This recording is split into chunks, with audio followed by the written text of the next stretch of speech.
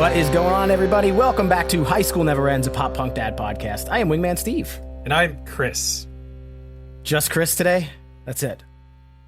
I'll give you the chance to amend that. Chris 183. Hi, Chris 183. Nice to see you. That was weird. Very strange way to start an episode, but it's a weird month, right? Because we're not picking any of the content. This is You Pick 'em June. We put all of our cards on the table and we asked the listeners through the Instagrams to pick the bands and the albums, what we are going to talk about. We did our first two already. We did a Neck Deep album. We did a Day to Remember album. And here we are on the third week, and we are going to talk about the Story So Far album. That's kind of tough to say. An album by The Story So Far. Anyways, we are joined by a very, very special guest. Chris, do you want to introduce him? Yeah, it's everybody's favorite singer, guitar player, one of my favorite bands, self-professed favorite bands that we've talked about on this show, from the band Houston Calls, Mr. Tom Keiger. Tom, welcome back to the show. Woo! Chris, I like that introduction that you did for yourself. You just dropped the 183. You're like, I'm a new character today. And you were smiling. You looked so happy when you said it too. I really liked that. Thanks for having me back, you guys. I'm thrilled to be joining again. You got it. Absolutely. And the folks out there picked, right? So I said it's The Story So Far. The album is called What You Don't See, an album from 2013. And like I said, we didn't pick this. But Tom, you picked this. We asked if you wanted to join for one of these, and you picked this one. So before we get into why the people out there picked this, why'd you pick this one? I had not listened to any of the albums that were chosen, to be quite honest. You had 5, I believe, that were chosen. And I did a 4 or 5. I knew of the bands, and I did a quick listen to like 2 or 3 songs. And I know I sent you one initially, and then I hadn't listened to this one a good bit. And then I was like, I kind of like the sound of this one. I want to talk more about this one. I thought there was a little bit more depth in this than the other one, but yeah, kind of random, to be honest. No problem. Chris, do you remember the choice that the people had out there? And I always defer to you for these things because who were they up against? I can't remember. I was, again, just like last week. Last week we had Hot Mulligan lost to A Day to Remember. And this week I would have thought that the other one would have won. It was The Story So Far versus The Wonder Years. And it was pretty close. It was 58%, 42%. So that could have went either way. But not only did The Story So Far win, they also won last year. This is the second You Pick 'em June that The Story So Far has won. We did Under Soil and Dirt last year because it was a You Pick 'em June. We did. How about that? Isn't that kind of crazy? It is kind of crazy. But let me go on a quick rant here. This is why I get frustrated with Instagram. Because then when you ask me these things and I want to go back and I want to see these things again, this information that you're asking me, I have no access to it because it was in a story. And how the hell do you get to a story? Because it's gone. Once you post it and you watch it, it's gone. You can't go back to it. So this is ridiculous. Like, can't there be a better way? I think there is a way that if you're the host of the account, which we both are, I think you can go back and see old polls, but I don't really know how to do it. I think I did it once. You could probably Google it, but I just took screenshots at the very end of the polls, so I had them in my pictures so I could remember. You need to send me those screenshots to make my life easier. I will send that. I will start to catalog that for you. And so not only did the folks out there pick The Story So Far over The Wonder Years, but we gave them 4 albums they could choose from. Those were All This Time, which is, let's see, that must be an old one. Proper Dose, that was from 2018.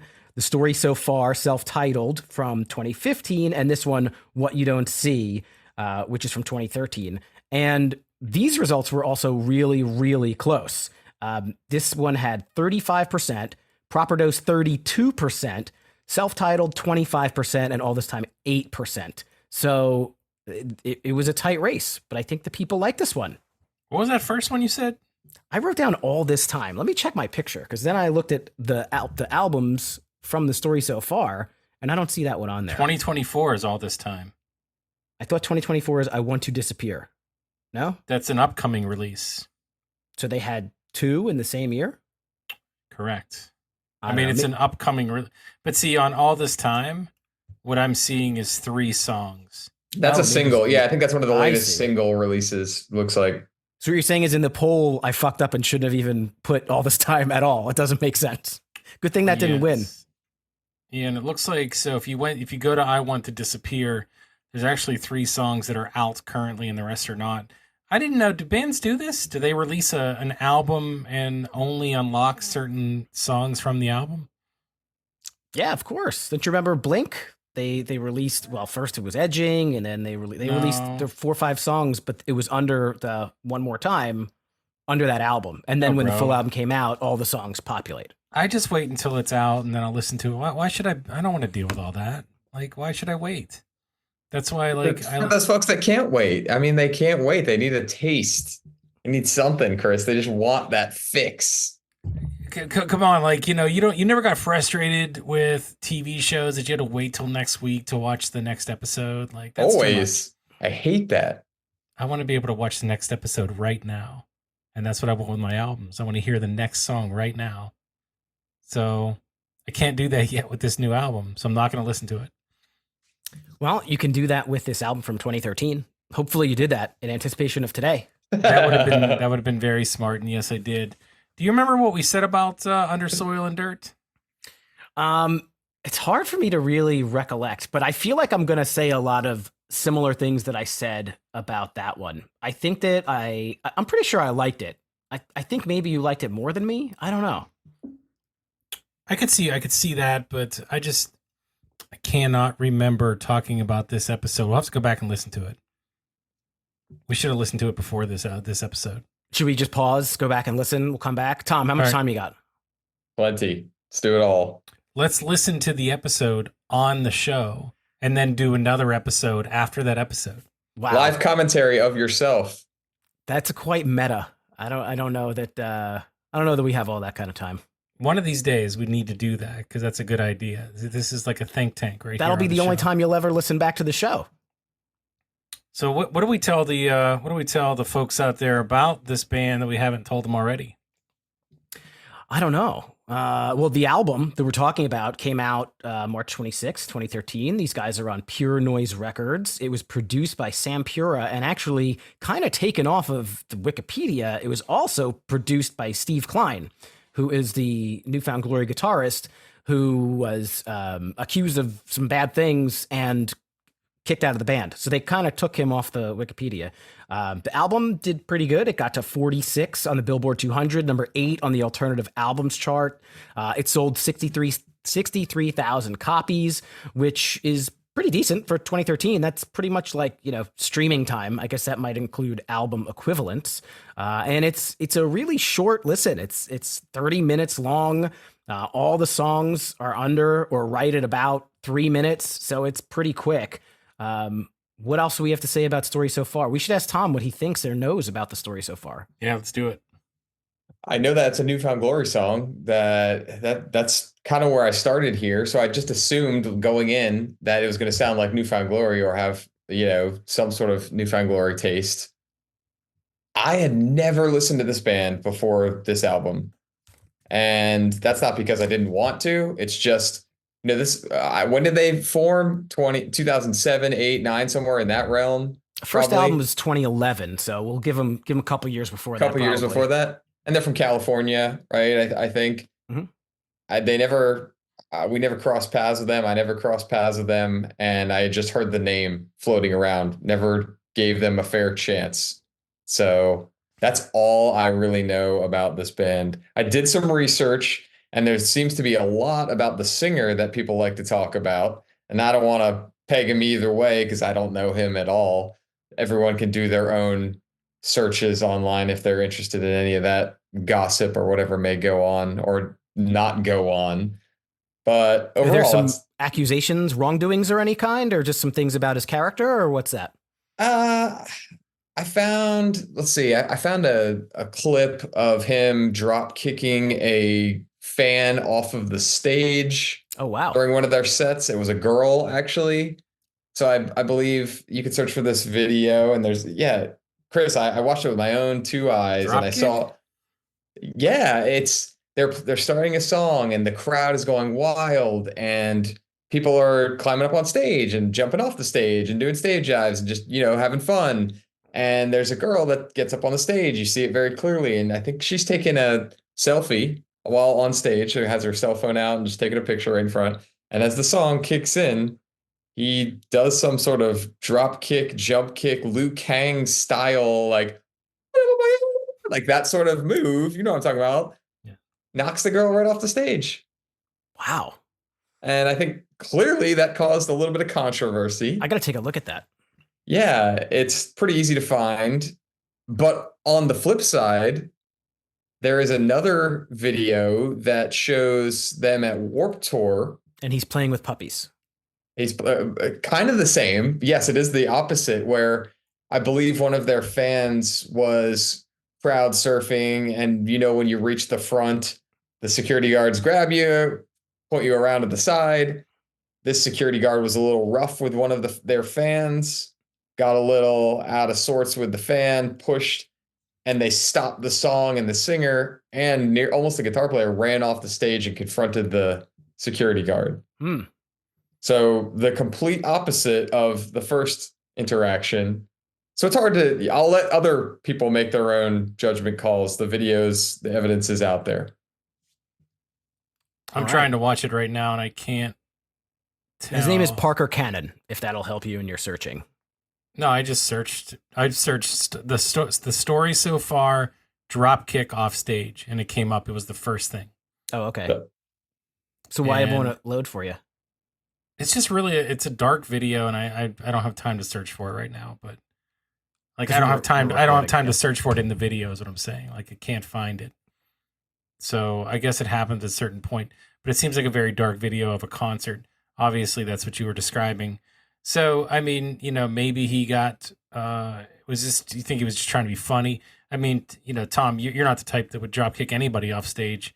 No, at least, not. I mean, maybe you would, I don't know. But why would somebody do that? Because they felt threatened? Because they were just trying to be funny? Because we just don't know. Maybe he was trying to do some acrobatics and the person got in the way. Maybe it was an accident. No, that person was stationary for more than a couple of seconds. It wasn't an accident. They had claimed their position on the stage. The only thing I can say is that the crowd is going absolutely nuts. So there's a lot of energy in the room. There's a lot of movement. That doesn't mean you should always drop kick someone off the stage, especially if it's a younger girl, obviously. And I mean, you could speculate all you want. Was he upset that the person was on stage taking a selfie and thought that was inappropriate? Was he just getting into it and did not realize that would happen if he were to place his foot on the back of a human being while in midair? I'm not sure. I just saw it. Yeah. Yeah. That was no maybe accident. He thought he wouldn't make contact accident or something like that. Oh, okay. I mean, we don't know how hard he actually kicked her. He could have just nudged her and she fell. True. But I don't know. I don't know. It's a pretty rowdy crowd, though. Yeah, it is. That's what I'm saying. It's kind of hard to make a full on judgment, but I don't. Maybe this person's just playing the victim. Anybody? Good one. Anybody? Is anybody here? That's a song on the track 5. That's a song on the record, guys. 4, maybe. Oh, that's a song on the record. Yeah. I wasn't victim shaming. I was making a shitty joke. How would you feel if you got drop kicked off stage? Because Steve, you're the type to really get into. You go to a lot of shows, and I feel like you would do something like that. Like if somebody drop kicked you, if I don't know anybody who would drop kick you off stage. I kind of feel like if you're going on stage and you're not invited on stage, then you're somewhere you shouldn't be. Should you be drop kicked? No, I don't think so. But I think if I was going on stage when I know I shouldn't be there, you have to expect that a security guard could smash into you or throw you off or do something like that. There are consequences to going onto a stage when you shouldn't. That shouldn't be one of them, getting dropped kicked, but there are consequences. So let's say that you went up on stage and you turned around and Andrew McMahon met you right in the face with his guitar? I mean, that would be a pretty good story. I'm sure that somebody would catch it on video. I'm not saying you would get hurt. It would just like kind Andrew of. McMahon plays the piano. I mean, he has a guitar on stage though. That would hurt even more. He has a guitar available. He could hit you with, I'm sure, out there. So you could take somebody else's. Yeah. What about a drumstick? Maybe he gets a little drumstick. Can't hit you with a piano. No. Nope. It's Nope. a lot of fun. A lot of fun. But so that's check that out. Check out that video for all of you out there and let us know what you think. Was it an accident or was it on purpose? Come on, we can answer that question. We don't need to present that question to them. All right. Well, back to the album, the music. Tom, you said you came in blind, didn't know much. First impressions, the story so far, what you don't see. What do you think? What was your first impression? Tons of energy. I was going in thinking I was getting some pop punk. And while I think it is pop punk, it's a little bit, I guess, of the more aggressive pop punk. I almost call it like the bro pop punk era, potentially. But I liked it. I think he's a really good singer. And while he doesn't really showcase kind of soft singing in this album, I still think he's got really good control of his voice. And I listened to one of the other songs, one of the top songs, Clairvoyant, that's not from this album, but it looked like it was released in the same year. And that's an acoustic song. He sings it a lot softer. And I still think he has a really good voice. I watched a couple live videos and I was very impressed with the performance. So that right there gets me more into the album, just seeing the way that they, play and pull off all their songs. So overall, I thought it was an enjoyable listen. Not life-changing. I wasn't mad that I hadn't heard it. It wasn't like that experience where, how did I miss this for, 10 years, basically? Like Neck Deep. Yes. Like I think you felt about Neck Deep. Yeah. And I went back and listened to Neck Deep as well. And I actually, if I stack those two next to each other, I would pick Neck Deep. But I still enjoyed the album, this one. Yeah. Chris, what are your thoughts? Well, what about you, Steve? I want to hear you first. Well, I think I think I'm trying to remember back to the other episode a year ago. Usually I have a pretty good memory with the episodes, but that one kind of got away from me. One of my main beefs with the story so far, and I'm pretty sure that I said this last time, is just the lack of range and versatility in the intensity, in the vocals. They're very good, and I like to listen to it, but it's all the same pace. It's all the same intensity. You don't get dramatic lows to make those highs feel higher. And I think I need a little bit more. I don't think it's an album that I'm like, man, it's just like, I'm not upset that I necessarily missed this one, because a lot of it does sound like samey. The songs sound similar to each other, especially just when it comes to the pace and the tone.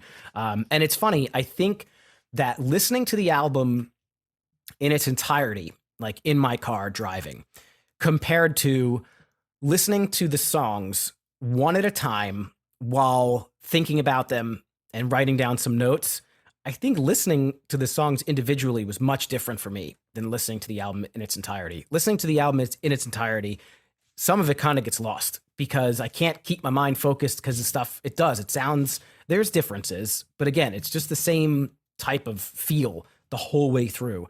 But when you kind of stop and separate them one by one, I wanted to make sure that I gave these songs each a fair shot and a good chance and try and read into them. So I found it different listening that way. So I think the album is enjoyable, but I'm not surprised that I never got into the band and made them one of my favorite bands. I found it very difficult to talk about this band or to write about this band or come up with reflections about these songs from this band, not this band, this album and these songs. I found it easy to listen to. So yes, I feel like maybe that mirrors a little bit what you said, Steve, and that it's enjoyable, because I felt the same way. I felt it was very enjoyable from front to back. I could listen to these songs and think about the fact that I could listen to them again. But sitting down and thinking about to differentiate these songs was very challenging for me because I don't feel like there was a lot that I ended up saying the same thing over and over again in a lot of these songs with how I would, verbalize my feelings about them. So I think it kind of just basically said the same thing that you guys said in a lot of ways, but man, it was just really challenging. Now, again, there was a couple that stood out for other reasons, and we'll get to that. But overall, I'm with you guys. Like, I think this is a band that definitely I'm not going to stray away from, but not life changing for me either. They're playing. We're gonna see them in 2 weeks, right? Yeah, absolutely. So I'm actually really excited to see how that translates, and I'm sure it's a ton of energy. I mean, you can go on YouTube and watch performances by them. Obviously, we just talked about that, but aside from getting hit in the back, I feel like they bring a lot of energy to their show. But let's see how that translates to the music. Steve, when you just said when you were giving your input on the album, I couldn't pinpoint what I felt about it. I kind of tried to share, but then when you said that, when you made the comment about listening to the album in its entirety versus listening track by track, I feel the 100% exact same way. Each time I went back and listened to the song individually, I liked it so much more. I enjoyed the individual listens way more than I did listening to the full album because it just kind of droned on. Like you said, it flatlined at a point. And yes, there were definitely, Chris, like you said, some high moments that I am excited to get into because they're few and far between, but they are spectacular when they come up. But overall, I also agree with what you're saying about the voice too. I know he's good. You have to love like the style. Like I guess a big fan of this band probably loves this style so much. They're like, they can give me anything right now and I'll just eat it up. But if you don't, if you're kind of listening like we are, then It's also quite interesting that they've won 2 of these You Pick 'em Junes, which means people out there like really love this band. So I'm curious, not that we're going to shit all over it or anything like that, but we're going to share honest opinions. And if you have differing opinions, hop on the Discord, hop on the Instagram, let us know what you think as well. Maybe we are missing something, but having said that, anything else you want to talk about before we get into it on a track by track basis here? No, I think that we said most of it. I'll get into some other thoughts about the lead singer and his style here as we kind of get into that first song. But I'm ready to go when you are. Yeah, Four Chord Music Festival is basically You Pick 'em June. It's a day to remember in Story So Far on Yes, sir. June 22nd. So that's going to be pretty sweet. I still got to get tickets. You don't have tickets to the festival? No. Really? I'll get tickets. Oh my gosh. There was that coupon. It was like 10 or 20% off. That was weeks ago. I know, but somebody, why not buy it then? I just didn't get a chance. I was busy. Oh my. Okay. Well, these are things that you can't change at the moment. I have to get tickets eventually. You can't hard change for me to that get tickets. You didn't get the discount. It's easy for you to get tickets to things. It's hard for me to get tickets for things. Listen, I can't change that. I just don't get tickets. Let's talk about this album. all right, yeah, let's stop all the small talk, please. Yes. This is large talk. No, come on. That was come on. Did you get my joke too? Give me some credit here. There it is. Everybody's losing them. I said things I can't change like 45 times. And he's like, no. I can't get the tickets. Oh, I got it. All right. Things the first you can't song change. to the album is Things I Cannot Change. All right, I'll kick it off. So I think you said it, Tom, right? Tons of energy. This one has it, right? I love the energy in this song. It brings it right away. You turn this album on. This is the first song you kind of get immersed into. And it's like, okay, all right, awesome. Like, you like this kind of music. You like that scream, singy type of style, right, that he has. It's not totally, scream only. It's not melodic, singing, somewhere in the middle.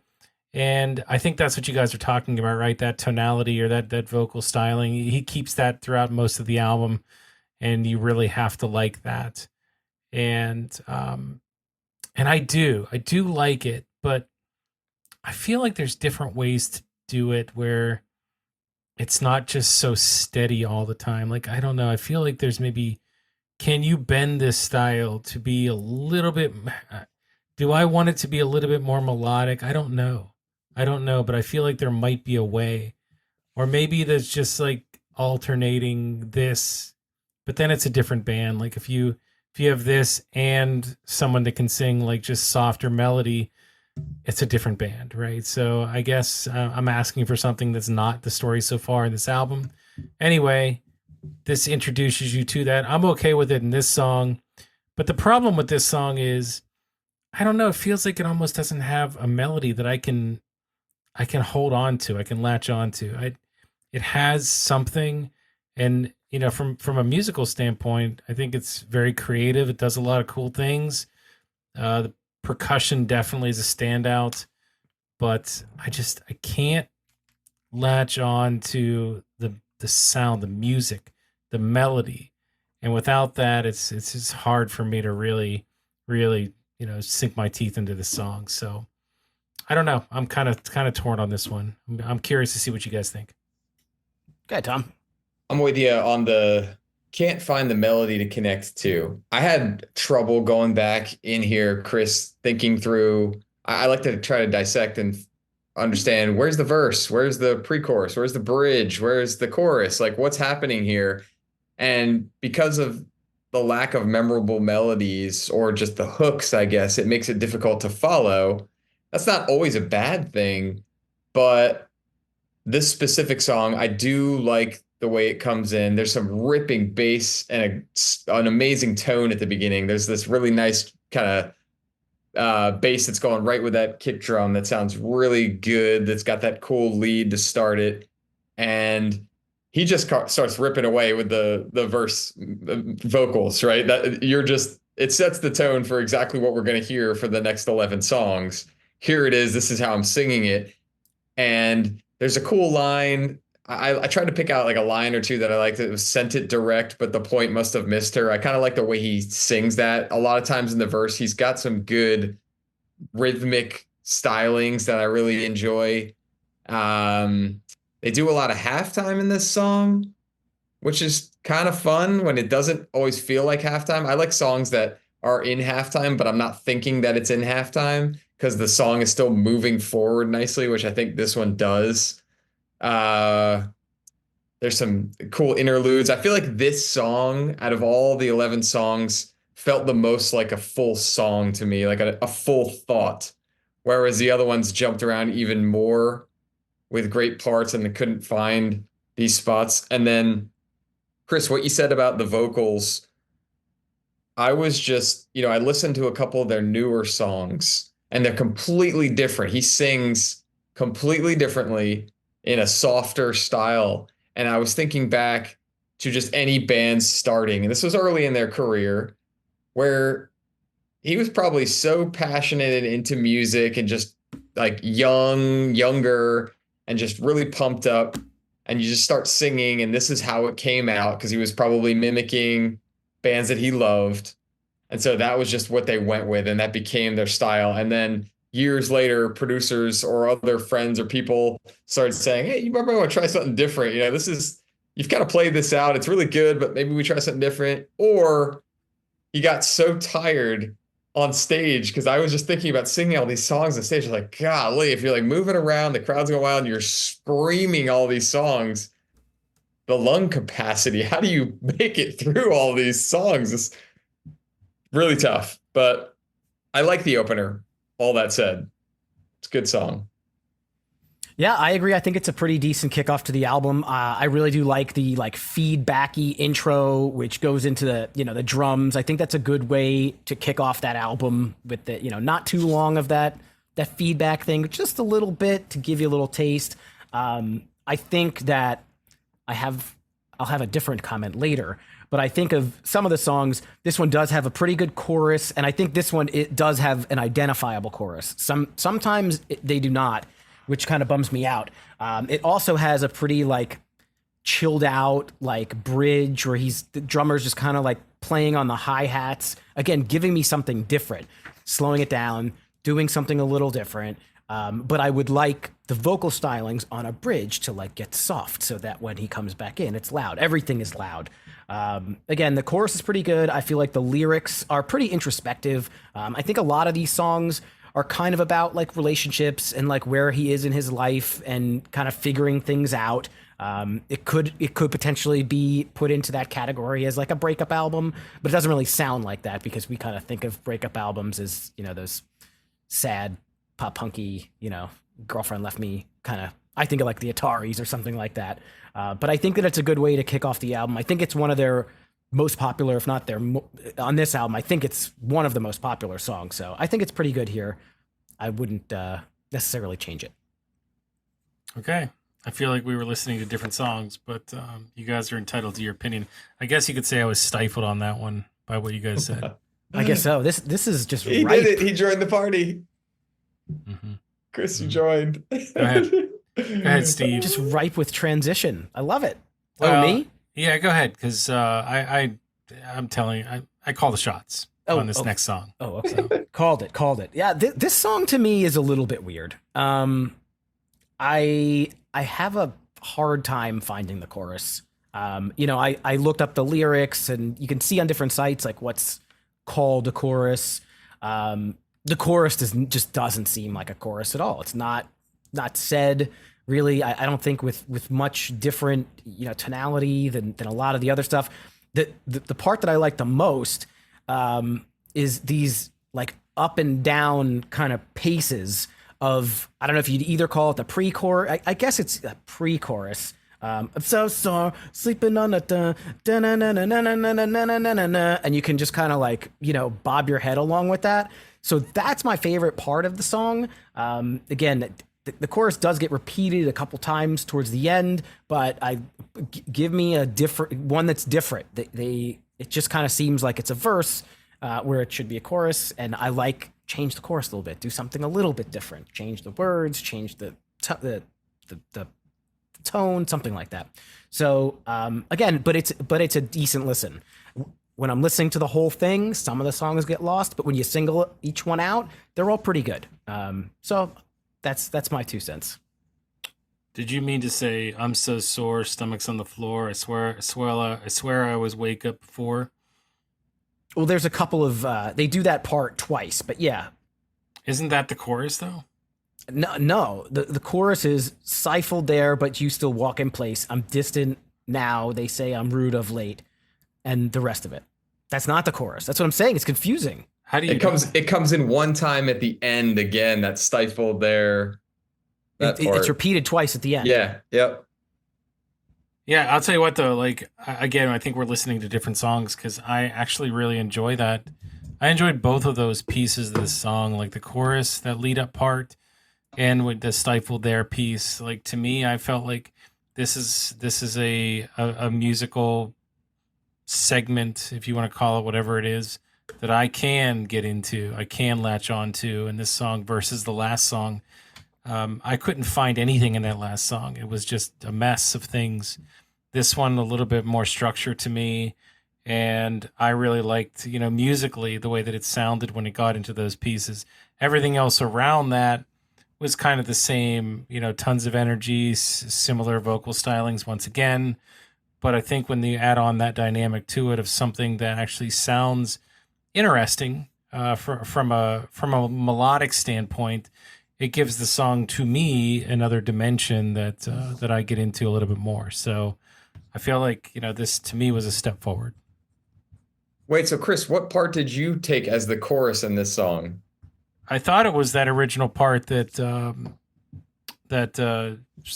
so sore, stomach's on the floor, that part. Oh, okay. The part that Steve was liking with the kind of bopping. Because that got repeated a couple times, and I'm like, how is that not the chorus? So if I'm wrong, I'm wrong, but that's what I thought.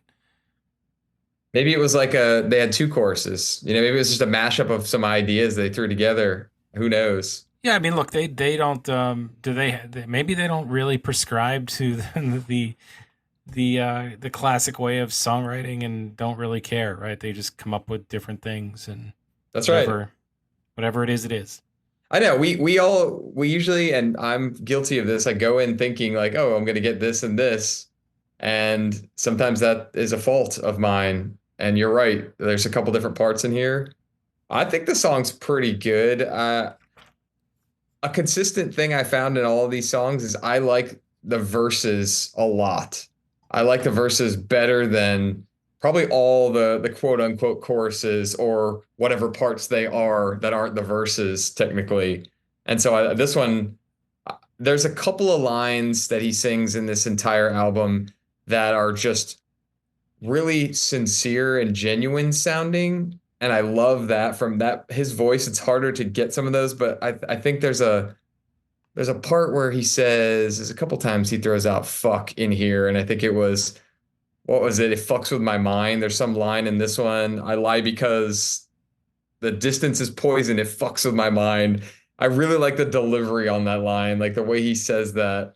You know how fun it is just say that word sometimes, and he nails it on that line. But That it's was not like it's not like highlighted. Like, did you hear he fucked her? Like, it's just part of the delivery, right?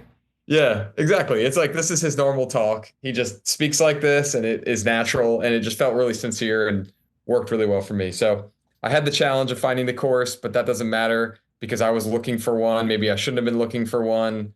I enjoyed the song decently well. All right. Well, why don't you keep it going on number 3? Start us off with Small Talk. Yes. So here we go. Faster song. Our first kind of real fast. This one reminded me of like a Newfound Glory, 4 Year Strong style at the beginning. It just kind of went right in to the punk beat. What's that? There's a kind of a fun part. Lust, I hate it. Is that the Yes. kind of holds that out? That's fun. Then I like they tried something different with a softened chorus on this one, which is nice. So the first chorus was kind of subdued. He didn't really change any vocal stylings, but the music dropped down a little bit, so it provided a little bit of nice dynamic. And it was half the chorus, which I like. I always like when you give a tease of the chorus, then you bring another element later on, which they do. And then I guess the next time the chorus comes in, when you double it, he goes up. He sings pretty darn high on this one, I believe. You got first, second, and fourth line where he's going way up there. I'm like, dang. I looked this one up online to try to find some live videos. I could not find one, and I'm guessing it's because it's so hard to sing live because there are so many high parts in this song. I could not find it, but I really enjoyed that part. I didn't love the chorus melody. I wanted to like it more, but I really liked him going up. And then this song, I'm sorry, I've got to put all my cards, play them out, lay them out on the table. But from 1 minute and 40 seconds till 2 minutes and 3 seconds of this song. So if you're listening and you haven't listened to the song, fast forward to 1 minute and 40 seconds and stop at 2:03. It's the best 23 seconds of anywhere on this record, in my opinion. The entire record is encapsulated in that moment, the most beautiful moment of a lot of songs I've heard in a long time. It's so where's my patience? Da, da, da, da, da, da. And then they've got this harmony like grows on, move. And there's like, it gets into something really melodic and they bring in those harmonies and there's this chugging in the background. It's just glorious. And it's got this driving bass drum that is just so it's pushing through. It's just like, that part was magical. And I really like moments like that because it happened one time. And while if I were in a band, I'd be like, let's do it again. We'll do it again. And we'll bring it back at the end. But that ruins it because it needs to be one time. It needs to be a magic moment. And then you move on. No pun intended, because that's what he's singing about. But I love that part so much. That's what I got to say. Yeah, no, you're right. And I have that kind of written down in a different way. I didn't time it out, but it's exactly the same piece of the song that I was going to talk about as well. It's like after the second chorus into that part right after that, and it's so awesome, right? The way that sounds, and And I get it. So we talked about high points before we started into the album, and this is definitely for me one of them. Tom, I obviously feel like you agree too, but there's a lot of reasons why. Me, I mean, I love that mix up of the sounds. I think that injecting that melodic sound into the energy and into the vocal mixture of what the lead singer brings is a great mixture, and it works great, right? It sounds great, and when you break up that speed, I don't know the musical aggression, right? That this band brings so far. You mix that up with what they give you here, it works perfectly, right? And maybe that's personal opinion on what I like to hear the most. Like obviously, I if you listen to the show at all, you know that I really kind of lean towards a harder sound. Like it's just my thing. But I also like a very specific type of that, and what I like to hear is similar to what they're giving you in this song. So I think for me, this hits on all the right beats, and especially that chorus. It's amazing. That beautiful piece that we already talked about. That's towards the end of the song, and I think that's it. So, Steve, what about you? Yeah, some of my notes again, real fast paced. I thought it sounded kind of like you said, Newfound Glory. I thought it sounded like a homegrown song, like a specific homegrown song, but I didn't write down exactly which one it is. This one has a really good pre-chorus into chorus, because this I'll call the pre-chorus the Lust I Hated, Guess What You Make It, and then it goes into the chorus, breaking into me. Da-na-na-na-na. So I really I'm a sucker for a pre-chorus. I love when you sing parts too, by the way. You got to do more of that. I'm not really trying, it's not 100%. I'm a little scratchy over here. But let me tell you, the part that you're talking about, Tom, and then Chris, it's a really great part. And the song is really, really good. But what stands out most to me is the fucking missed opportunity in my brain. Because after that huge section, that amazing piece, there's a pause and they go back into the chorus at full speed, full volume. That is the absolute perfect place for the band to drop out and for him to just break, just softly sing that chorus one time and then bust the fuck into it as hard as you possibly can go. And then you have number one favorite song on the record. So I feel like I don't know, that part, it's a really good part, but I want that difference. I want that change. And that's the perfect place to stick it in. Maybe if they ever play it live, they can do that. If the story so far, here's this in the 24 hours before Chord Music Festival, just try and change your song for us. But that's my thoughts on it. And that's it. It would give him a nice vocal respite anyway. If you if it died down there and he went like an octave lower, I would love to hear that version of the song. I think that'd be really cool. It could be beautiful. And so there's not a whole lot. You mentioned the harmonies in the part that just precedes this, and they could do more of that. Those harmonies, those Taking Back Sunday and Brand New, the harmonies kind of going together, and Mark and Tom together. They don't do a ton of that, but if they added more of that in, again, this is the spot to do that soft part. And then it would be like a classic pop punk jam to me. I think you're asking way too much. I don't know. Maybe Steve Klein just didn't have the vision like Wingman Steve has. There's another Steve. It's another Steve. Too many Steves. There's like 1,500 Steves on this show. # too many Steves. It's like you're playing the victim all the time. I try. You haven't kicked one off in a while, Chris. Why do you think I did that? I don't know. I don't have a lot of notes on this song, though. That's the thing. I felt like this song gets better as it progresses, but it does start out very samey to me. It's I don't know. There's there wasn't anything that really differentiated it to start, other than a nice beat and a pretty decently fast tempo. But it's the same kind of lyrical delivery. But I did like the music as the song progressed. I feel like they changed up a little bit somewhere in the middle, and I do feel like this is a song that with many, many, many listens that it would probably grow on you to the point where you would actually really like it. I didn't get to that point, but I could hear twinges of maybe why I could get into it.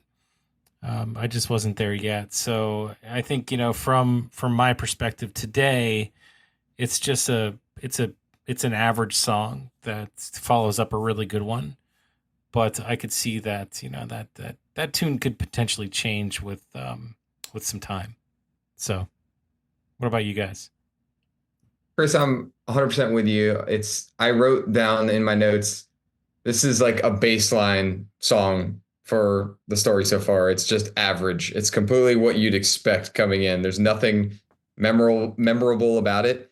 And I was just thinking, even though I have a lot of notes written down, and I listened to this album probably like 20 or 30 times full all the way through, I still have to go back and look at the lyrics to remember what song we're talking about. Because only then can I sing it, because I don't have a memorable line in my head. So I'm like, wait, playing the victim. Okay, I think I remember the intro, kind of choppy guitar part. There was one really cool thing that I'd like to call out on this song, is at the very beginning. So I listened to this in headphones the entire time I was listening to it. And obviously you can pick up on a lot of different nuances in the recording. And at the beginning, when there's that guitar, it's just a guitar by itself, kind of playing that choppy. It is so neat because you can hear the echo in the room, which is so reminiscent for me. It puts me in a very specific recording mood because I know that sound. Like anyone that has recorded in a room where you've got just a mic set up on an amp and there's a little bit of reverb that's just natural from that recording room, I can hear that in the headphones, and it was awesome. I loved that they left it in there. It just felt like I was sitting there in the booth listening to it. And so that part was really cool, but that was the highlight, and it was over, unfortunately, in 5 seconds. And then it was just some gallopy, kind of bouncy guitars that just left me getting ready for the next track. Yeah, I don't have a whole lot of praise on this one, or negative really. Like I mean, I like the vocal delivery in the beginning. I think maybe the reason why it's not memorable, and I can't remember everything off the top of my head, but maybe it's because the verses don't really rhyme all that much. Like I think there's less rhyming in this. Not that all songs need to rhyme or anything like that, but that's usually what makes something stick in your head. I didn't really like the chorus as a whole, but I think if there's one thing that I remember, it's the words "playing the victim while you're still here." It's in the middle of the chorus and it stands out very much, even though like that's the title of the song. That's probably why they named it. But that's the one thing that really stood out to me. I didn't find too much more in "Playing the Victim." Yeah. Okay. All right. Well, keep it going, Steve. Talk about "Right Here." Right here, right now. That's that song, right? Watching the world wake up. Oh, Yeah. All I got to say is if I see these guys play this song live and the end of the first verse, he says, "It's the price that it costs me now," I want him to say meow. I want to hear him say meow on stage. Like, I think that No. would be amazing. I feel like more No. bands need to adopt that old ass Super Troopers joke and just say meow when they're singing meow. Oh, you don't think it's been played out since that time? It's Into the ground. It's like 20 years old. It can't be. That can never be played out. That's been driven so far into the ground, like and run over, and then dug up again. Nobody and sings then it. run over and driven further. Have you ever heard somebody sing that when you're not expecting it? It's right fantastic. meow? Is that what you're saying? Yes. Bro, stop. Do I look like a cat to you, boy? Steve, my dream now is following the Four Chord Festival. I'm going to find a video surface on YouTube of this song. You jump up on stage at the beginning of the song with a fan sign that says those lyrics written out, and then you get drop kicked off the stage. I love it. Oof. I would happen to You'll think be that okay. You'll be safe. I would kind of You won't think be that if I hurt. got drop kicked by a famous person, that would be like a lawsuit that I would get a lot of money from, and it might be worth it, especially if I'm defending meow. We don't talk about legal matters on this show. This is a fun show. It's true. Okay, I'll keep it right here. I see why. So there's one officially released single on this album, and it's this song. And I think I see why they released this as the single. This is closest to me to that kind of, that classic pop punk sound. I feel like this song is very, very easy to digest.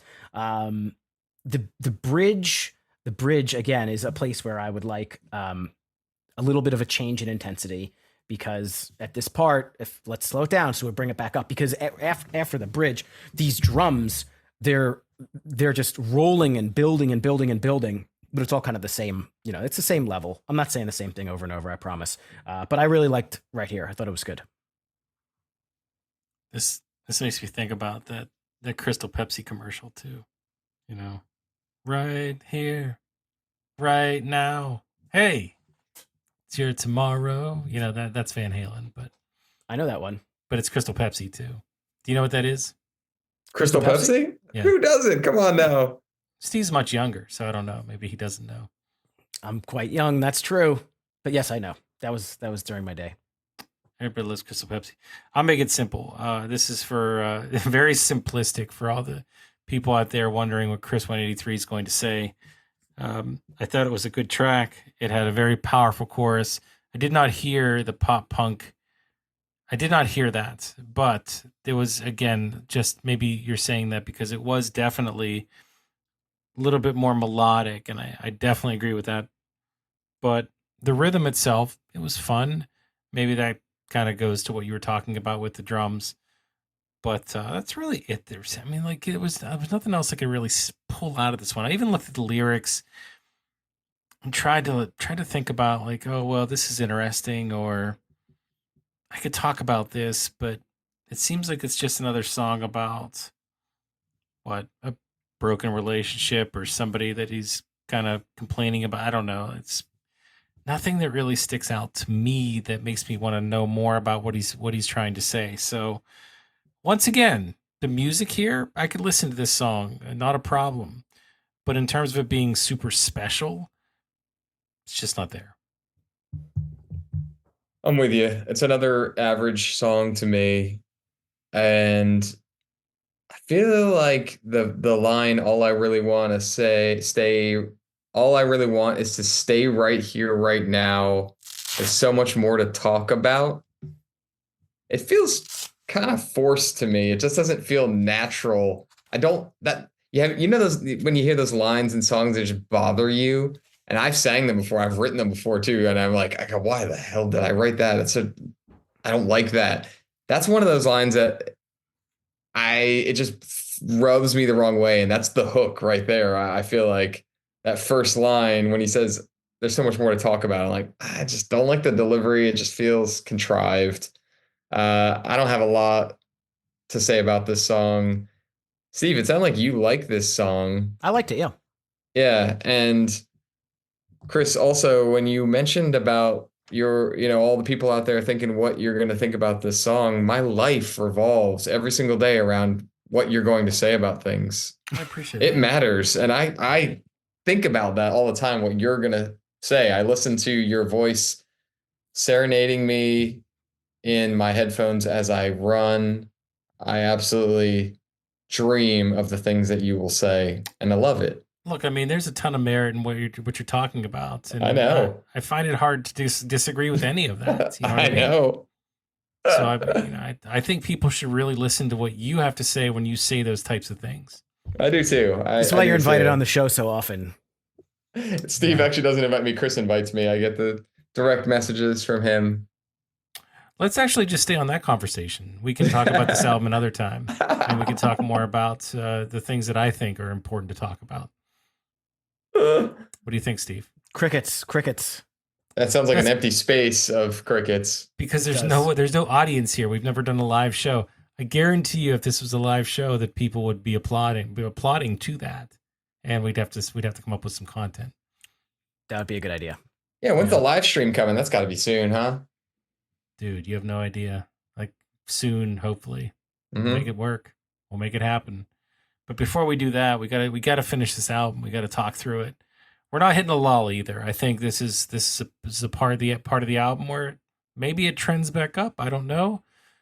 Tom, why don't you run it back and talk about Empty Space? Yeah, it trends up for me right here. I get reinvigorated. I was losing some steam after those last couple songs. And Chris, I think you agreed. I I like the change here. We've got a mid-tempo intro with some guitar lead, some jangly kind of guitar parts, which is a little bit different than what we've heard. I This is another one of those verses that I love, but I also think he just kind of lets he gets the magic out too soon in this song. I once remember a producer that we worked with telling me, dude, you can't hit the highest note in the first verse, the first line, because then you got nothing to look forward to, like that dramatic moment. And it made a lot of sense to me. I don't think that's necessarily like the end all be all, but for this song, the places I go, that he comes right in and he does and then he goes really high on some of those parts, and I love it. It's so awesome. And even like the first half of that verse, there's this awesome lead in the background carrying kind of everything that's really different, where they're not chugging like they're normally chugging the verses, palm muting or playing something really heavy. And this one's got kind of a nice part. It eventually gets to the chugging, but I feel like it's got a good groove. It rolls around. It's very smooth feeling with the verse. And then all I wrote for the chorus is it's okay if it's a chorus. Chris, you'll have to tell me if it's a chorus, if it's a I don't even know what some of these parts are, but I freaking love the verse. And so the song is pretty good to me. Yeah, it's like for me, this Empty Space song is. I think this is the last piece of music on this album that really just goes to a different level for my tastes. And you really talked about some of the points that I was going to get into, but and I don't, it's funny because I don't even have the chorus down here as anything that I wanted to talk about. So maybe it didn't have an impact on me either. This song to me was more about that guitar sound, that intro, that guitar intro. The vocals on this one seemed a little bit like he was doing some different things, or maybe it was just the vocals against that different guitar sound or that melody that was implanted into the song made it seem differently. They had some dropouts here, which is great. It's what you guys had asked for earlier, and we have it. And man, it's just like the melody on this song, that guitar melody, that's what's going to keep me coming back to this track over and over and over again, because I hadn't heard anything like this yet on this album. And ultimately, I thought it was something I hadn't never really heard anything like, period. So I was super impressed by this one, and it kind of caught me off guard. So in a good way. So I would say, like, this one definitely is a high point in the album, and there's kind of cited the reasons, but there's a lot of them for sure. So Steve, why don't you kind of take us home on this one? Yeah, I agree with you guys. I love the guitar line in the intro and basically throughout the entire track. I like how the verses, I think two of the times they start off with just the vocals, the all I can, he's just screaming that, nothing really behind him. But Tom, going back to like I don't know if that's the chorus. This is the most simply constructed, well executed song on this album. The way that this is constructed, it goes verse, chorus. The second verse has the same first line as the first verse. Then they repeat the first verse, chorus, chorus, over. That's it. So it's real simple, but it's done well, it's sung well, and I enjoyed a lot here. What are we at? Like right about halfway, maybe second half. So I think it's a good song here. Does this like a reflection on something? Does this say something about us and our tastes, like that we gravitate towards the classic music composition, or do you think it's tied to the fact that we want that, we like to have that, but we need to have a good melody more so? Like, what do you guys think this says? Because ultimately, like, we're all gravitating towards this song, and to Steve's point, it's super simplistic, straightforward, classically built. Do you feel like that's what we're looking for more than anything in a song, and that's why we're saying these things? I think not necessarily. Sometimes songs that don't follow the typical structure can be amazing. That's where I feel like a lot of creativity comes in. But I think that there's a reason why the template is the template, is because that's aesthetically pleasing to a lot of ears, and especially if it's something that you're not. We're all not super fans of this album. We're not listening to Story So Far jam sessions or anything like that. So something that's kind of simple, done right, I feel like it's just easier for somebody like us to like. Yeah, I agree with that. I think there's probably a lot of fans of this band out there that eat some of these songs up way more than we would be able to consume them in, 5, 10, 15 listens, which is great.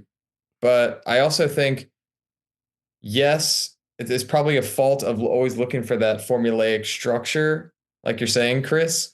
But if the other parts are super memorable and amazing, then I don't need that. But I don't think we get that. So then I'm falling back on looking for some sort of familiarity in the song.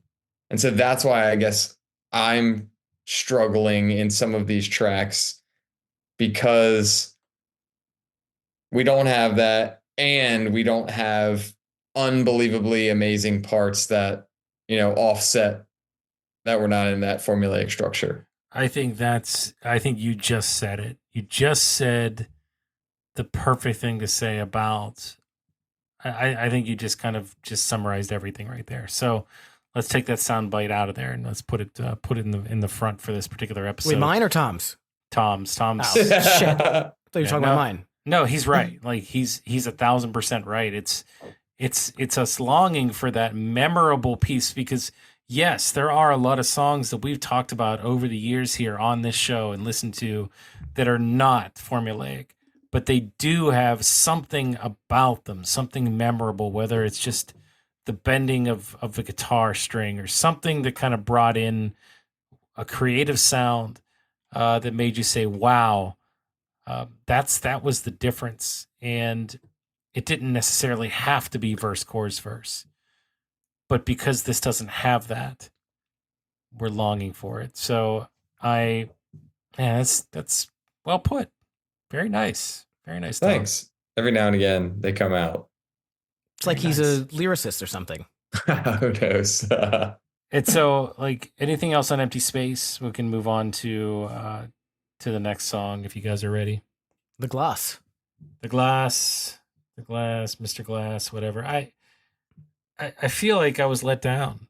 To me, like, the only thing that really I could say about this song that I liked was I thought the drumming, the percussion, the drums were amazing.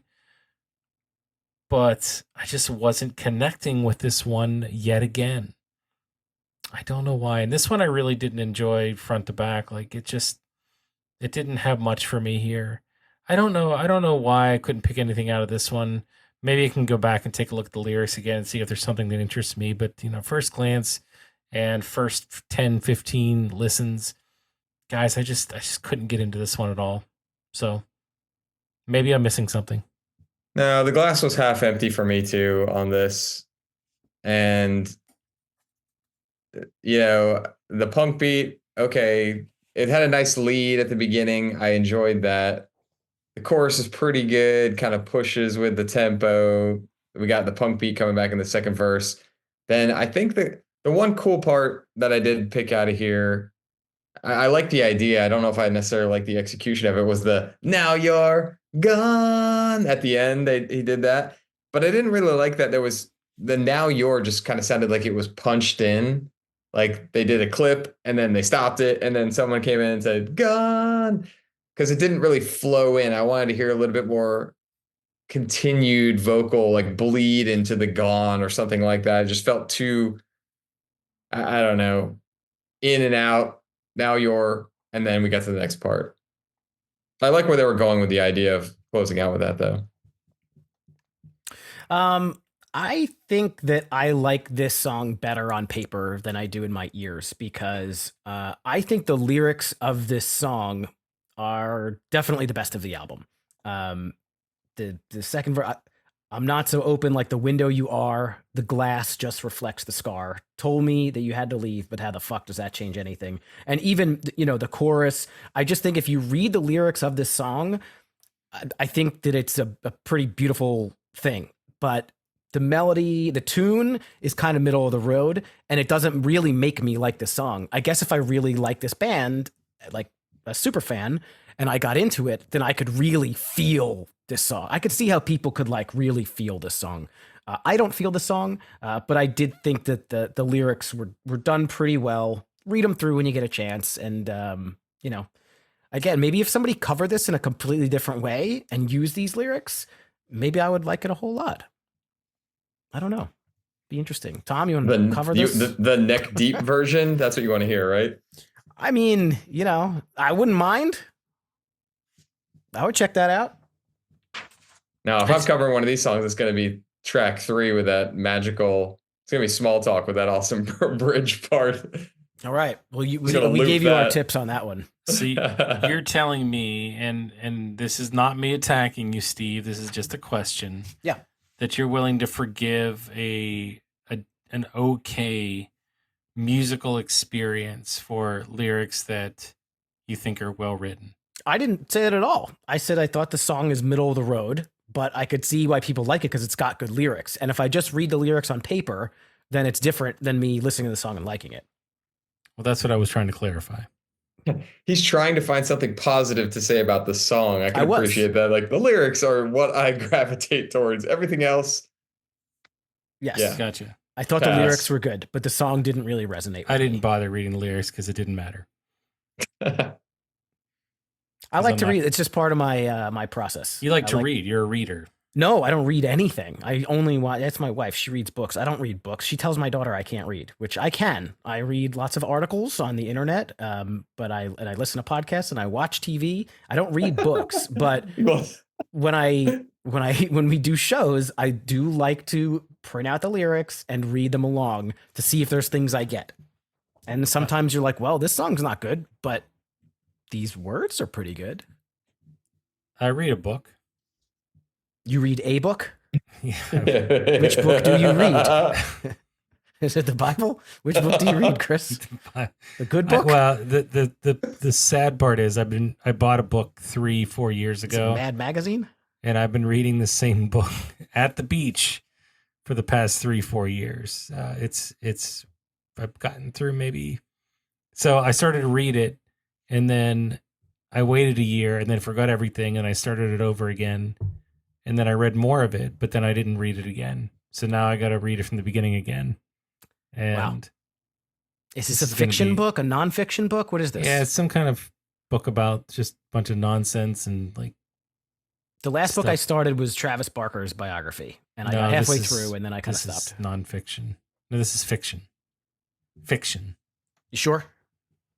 Yeah, I read a lot of books in my day, but I just can't get through this one. It's The Stranger by Albert Camus, where there's that murder on the beach. That's why he keeps reading it.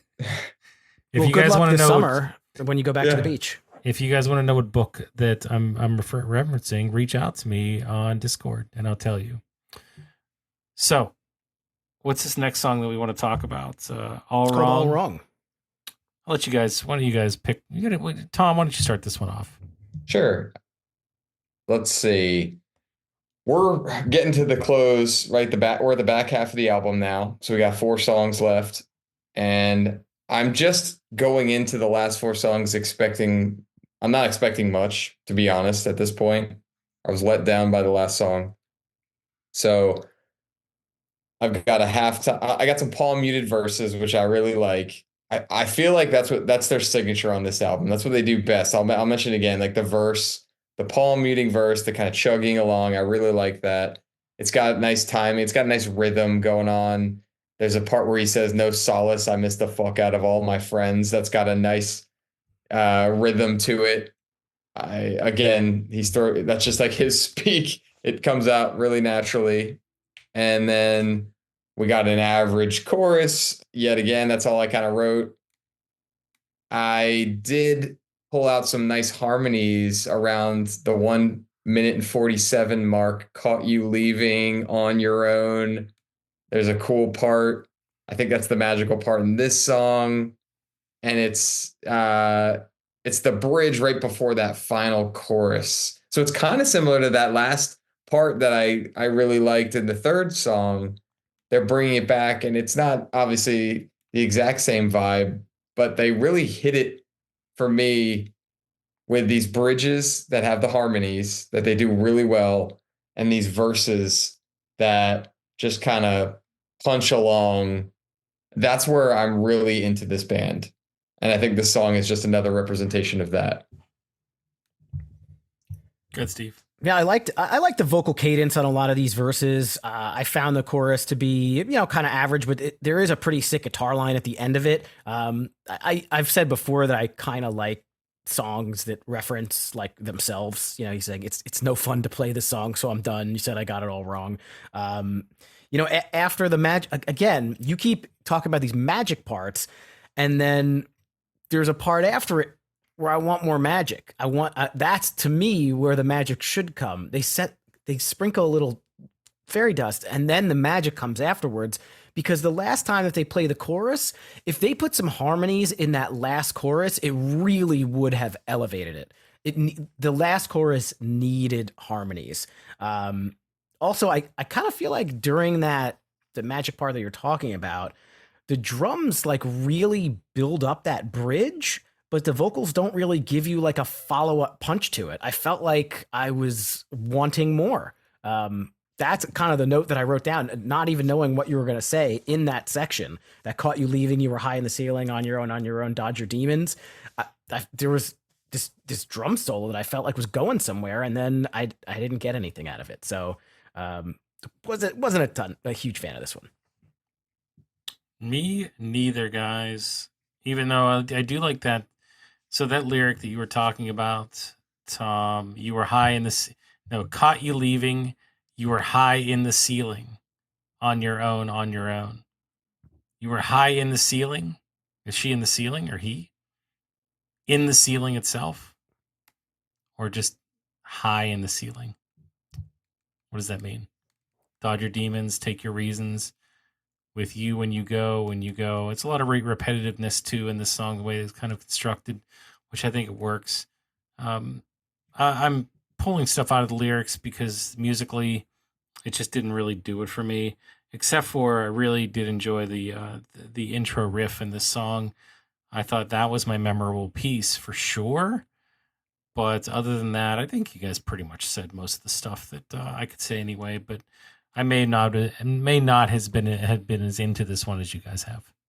What is high in the ceiling then, Chris? I was thinking about that while you were saying that. I imagine somebody actually being in the ceiling of a house, or like in between the roof and the ceiling of your room. There's somehow in between the boards hanging out. Yeah, like sometimes you can have the drop ceilings where you can move the thing and you can get up there. Why would one be up there? Could that be a reference to drug use? No, of some sort? No. That's just somebody getting up into the ceiling and laying down and being up there. We're gonna immediately stifle that comment. No, definitely not. This is obviously literal, being location wise. Obviously, we're talking about in the ceiling, inside of it. Yeah. I hope it's a drop ceiling, because if not, then they're stuck. I mean, there's no way out of the ceiling unless you break through the plaster, and that would be a mess.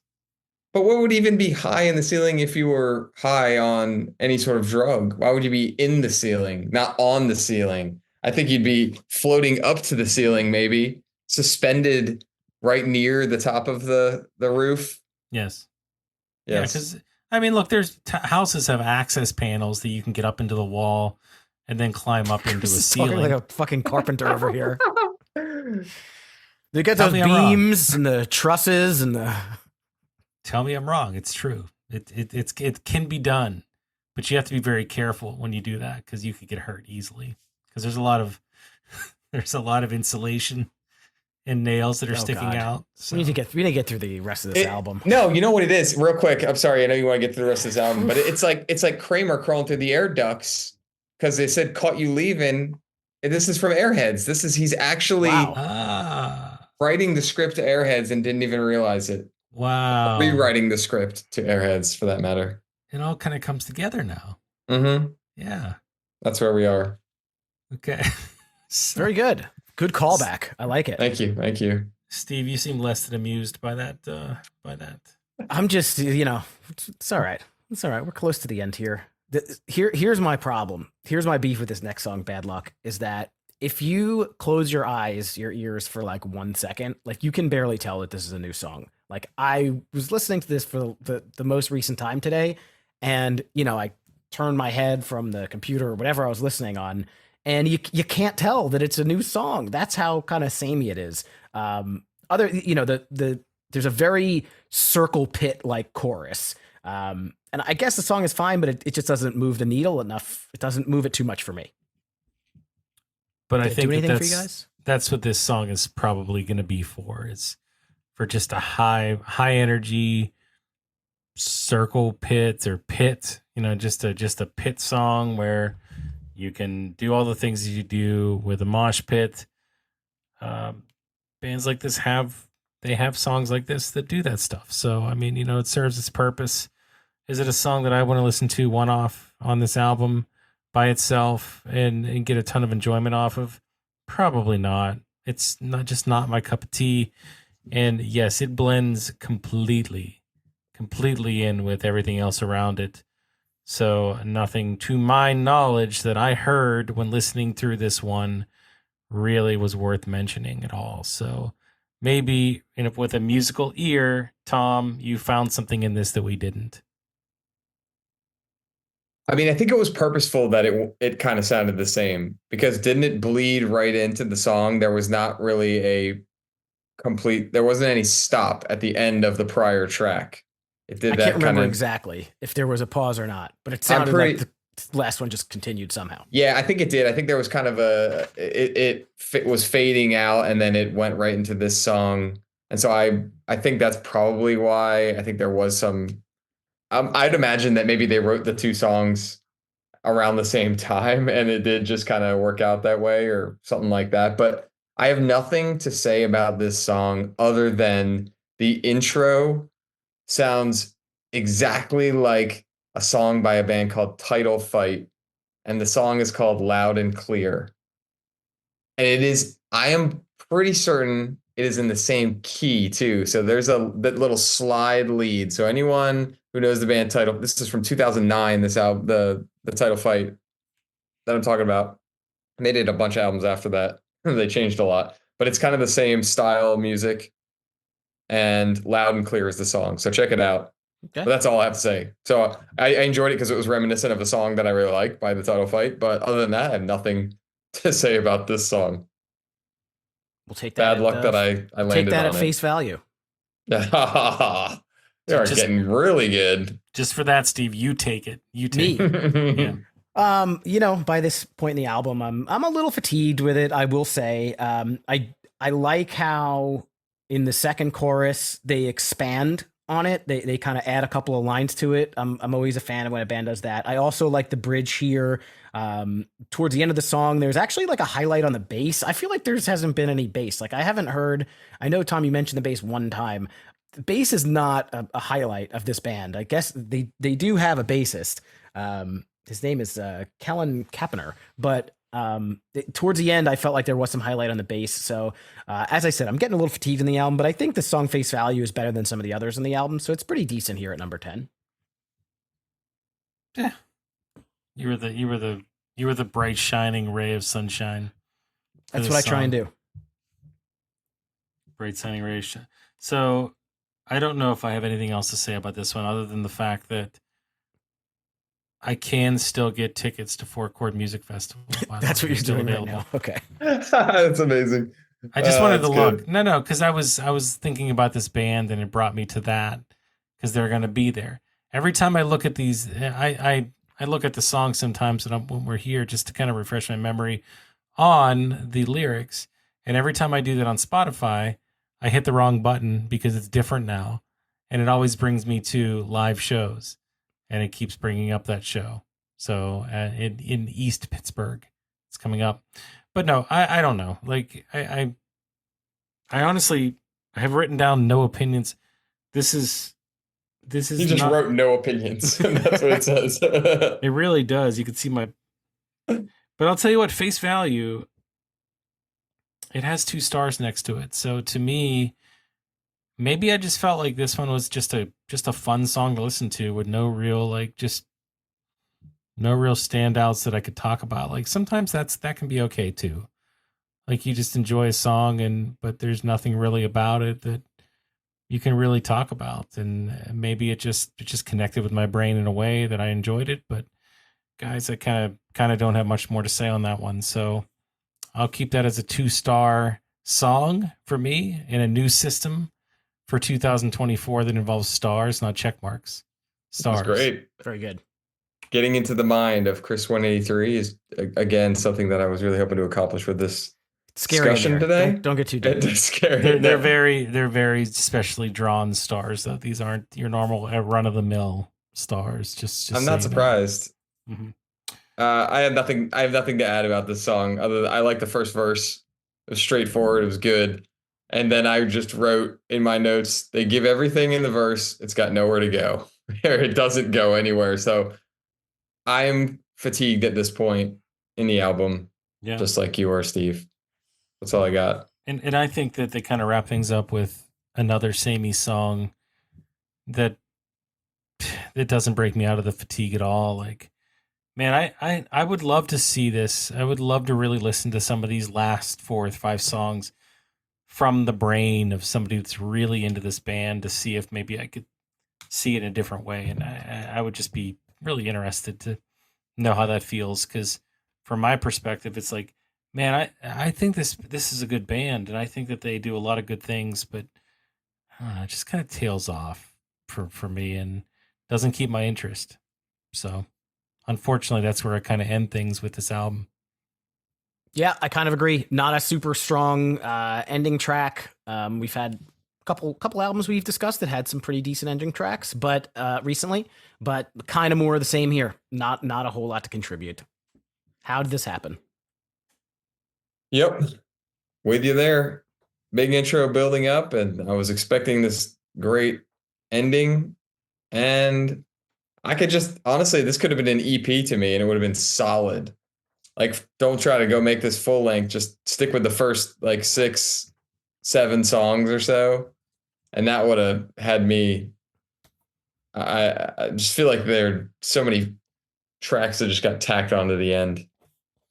Yeah, but now you have me intrigued, saying that some of their newer stuff sounds different. Now I want to kind of listen to it and see what it's like. I mean, the singing is a lot different. It's a lot more subdued. It's not the scream. It's very melodic. It's very melodic. It's just like pop, honestly, like pop rock. Interesting. We'll see what it's like when we see him soon. And I'm not referencing the song All This Time. I think that was one of the ones that you two were talking about before. There's another song that you'll have to, I think it might be called Ladder Man or something, I believe. You'll check it out. You'll find it. What's a ladder man? Is it like the thing that you get on your varsity jacket? Or that's Letterman? That's really good. Is that what it is? Is that a Letterman? Is that He what hangs it's out called? with Dayman. See, but that's really fun. Like that's the funny that I like. So I think that it's good that you're on this show right now. I think it's really good. I do like that a lot, guys. Take a lesson from Tom on how to deliver comedic timing and how to deliver lines. But I am super curious about hearing this band live. Like I've never been. I think that we've said our piece about this album, and we'll summarize it here in a second. But ultimately, it's like there's so much potential in what I'm hearing, and I actually, again, like the way that this guy sings. You guys have heard of Hot Mulligan? Like, doesn't it kind of sound like them to a certain degree? Like the way that he kind of does that scream singing. Like I like that a lot. Like Hot Mulligan's even maybe a little bit more unique the way that lead singer does it, but I'm into that. But man, it's like if he could just do something just a little bit different with the music, and we talked about it here. There were just twinges of it throughout this album, where when they did something different with the music or the dropouts or just added some melody, man, it just sounded so good. and I'm curious to see what else they got in their catalog that maybe is more along those lines. But I'm open to this stuff too, to really see if maybe over time that it grows. Because of course, music has grown on us individually in a lot of different ways. We've all admitted to the fact that there's been albums where we didn't like it at first, and eventually we ended up loving it or liking it, a lot more than we did it at first. So I'm curious on both ends to see, but that part's gonna come with time. In the more immediate future, it's going to be more about what they can deliver live and how that's going to change my mind. So, I don't know. Any other quick thoughts here before we get to the next segment? Chris, I'm really glad you're reflecting on all those moments, because I know before we started recording today, you were talking about how you completely shifted mindset on Olivia Rodrigo, and so you've grown a lot. I'm really encouraged by that, and I feel like when you see this band live, you'll never again witness the same number of finger points, fist pumps ever again. This is a finger pointing band, is it not? There will be fingers pointed for every line, every lyric, either by the singer or by the crowd back to the singer, or they'll just be ET finger touching the entire time, whatever it's going to be. But I have a feeling that it's going to be very enjoyable to watch this band live based on just a handful of videos that I witnessed. I think they're going to sound, I have a feeling they'll sound phenomenal based on what I saw, and it'll be really fun. I'm curious to hear what songs they play from this album. I know, Chris, you can call them out like you did on Neck Deep. You get 5. I heard you were phenomenal with that, so Yes. Hopefully they'll play the ones you want to hear when you go see them. But that's all I got. Do you guys want to play that game? I will, but I'll okay, but the concert didn't happen yet, so how can I play that game? We're going to play the game. The last time that they played a festival show and or the last time that they headlined a show, how many songs from this album were in the set list? All right, but Tom gets to play too. Okay. So festival show, call it like about an hour set. They opened for A Day to Remember on June 8th. How many songs from this album did they play? Tom, you get to guess first. 3. I will go with, how long was the set? Do we know? Approximately an hour. Oh. I'll go with 4. The answer is 3. Do you want to guess which songs? Go ahead. Things I Can't Change. Correct. Well, you'll alternate. Chris, you're next. Yeah, Chris, you go. Has to be Empty Space. Incorrect. Oh, I was gonna guess that too, Chris. No fault of your own. You're good. How about Playing the Victim? Nope.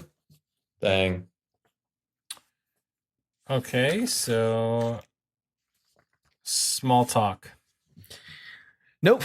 I think we're gonna disqualify you guys. I think that's 3 strikes, or is that Hold 2? on. No. This show's gonna suck. One more. Hits. Like, what are they doing? One more round. 2 strikes. Go ahead, Tom. Okay. One more chance. Stifled. Nope.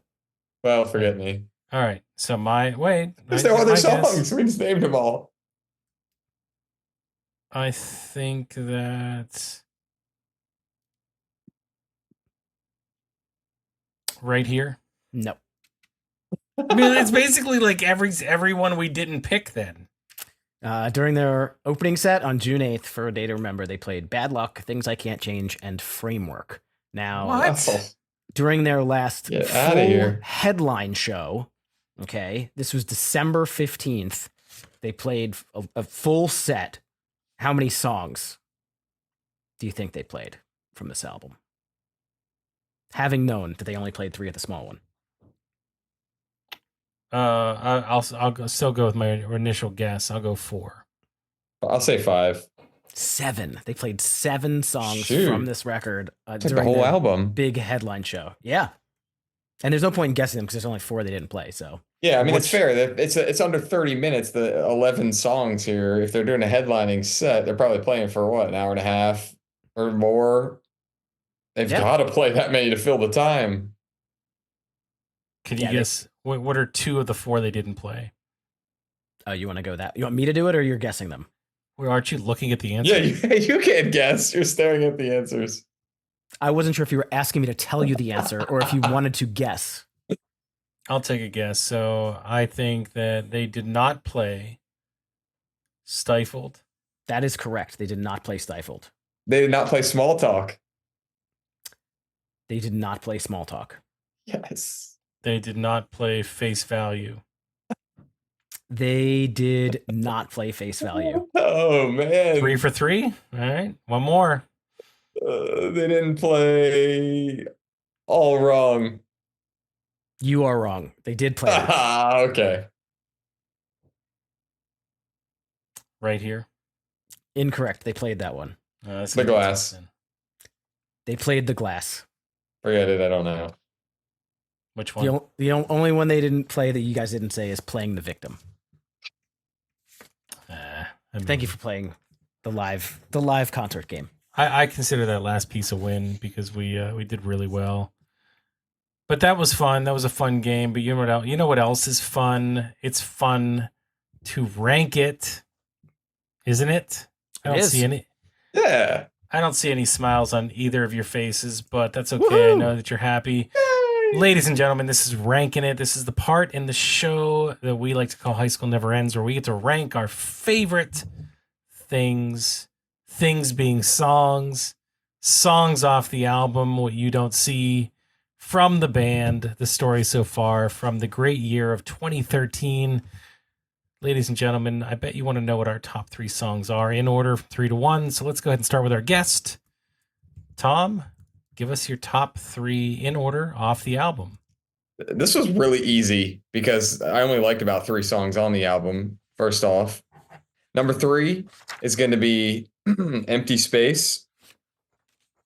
Number 2 is going to be Things I Can't Change, our opening track, which I think is overall the best complete song. And then number 1, because of that bridge part, so beautiful, is going to be Small Talk. Okay. I will go next. Steve, you can wrap us up. I will go Right Here as my number 3 because I felt that it just had a fun rhythm and I really enjoyed that chorus on that one. I know you guys didn't like that one as much, but I did. Small Talk's my number 2 for all the reasons we've already talked about. And then number 1 for me is Empty Space. Yeah, some similarities. I put number 3, Small Talk. I liked Right Here. I put that at number 2, and I put number 1, Empty Space. Oh, I thought you didn't like Right Here. Okay, good. I was the only one that did like it. Oh, I thought I liked it. I have it down that I do. Did I I say thought didn't? I liked it. I can't even remember what I liked. That's how memorable these songs are. It proves the entire point we talked about. Yeah. Well, people like the story so far, and people like this album. So thanks, guys, for giving us this exercise. Maybe next time we'll pick the Wonder Years, or maybe next time for You Pick 'em June, we just will not include the story so far anymore, or maybe we'll go for the trifecta. Who knows? If that's what the people want, that's what we'll do. People, yeah. I would love to hear from you guys out there that voted for this in a landslide, or maybe it wasn't a landslide, it was close, I don't know, but somebody voted for this over the Wonder Years. So why? Because I remember listening to the Wonder Years, and again, I can't say whether or not I love that more than this, but we want to know what the what you guys are into this band about. Like, is it something specific that we did we not miss the mark, but was there something that we said that maybe you feel like you have a different opinion on?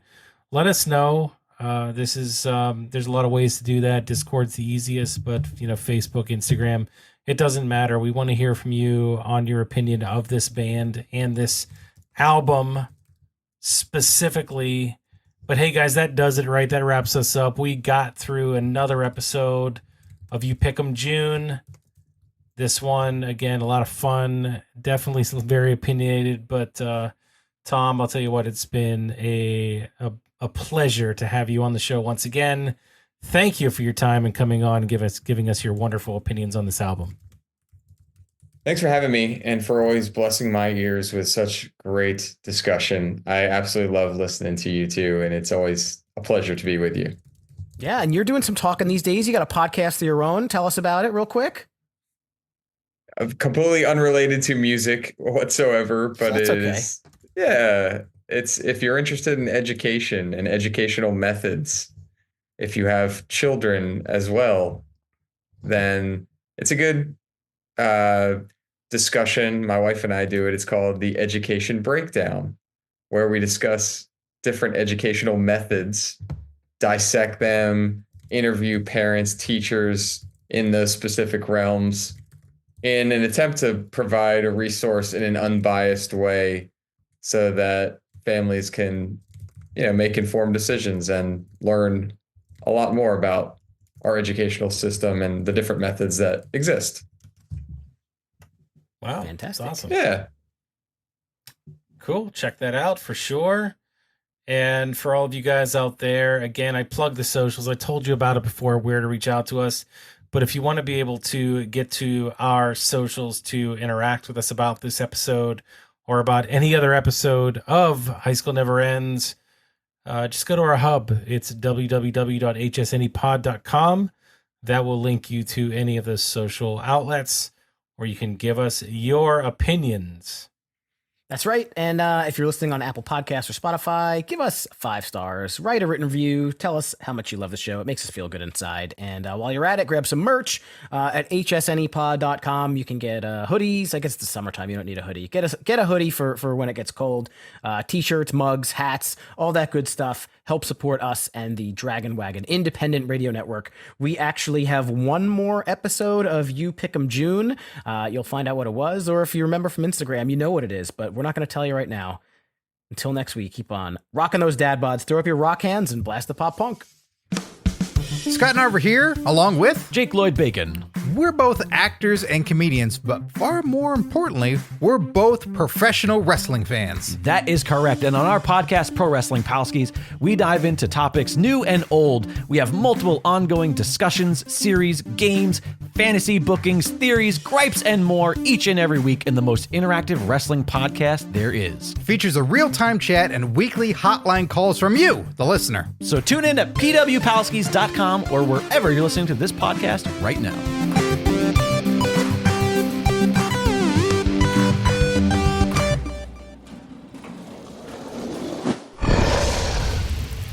It's Dragon Wagon.